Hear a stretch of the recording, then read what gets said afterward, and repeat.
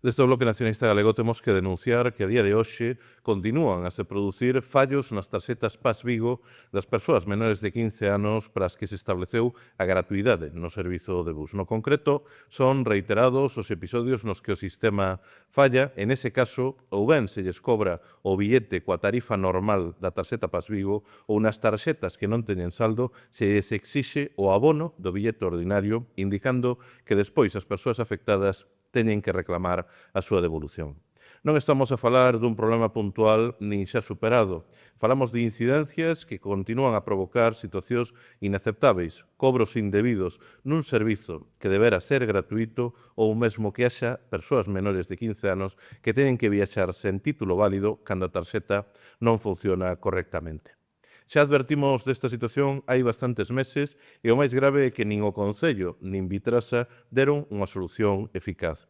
O que debería ser unha medida positiva, como é a gratuidade do bus para os menores de 15 anos e que foi longamente reclamada polo BNG, segue a converterse a día de hoxe nunha especie de tómbola por culpa de fallos técnicos que non se dan corrixido.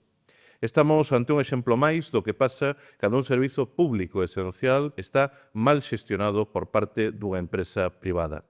Non é de recibo que con máis de 13 millóns de euros anuais de subvención municipal ao transporte urbano, Vitrasa non sexa quen de garantir o correcto funcionamento dun sistema que leva anos, moitos anos, a empregarse sen problemas noutros colectivos como é o das persoas pensionistas que tamén teñen o billete gratuito.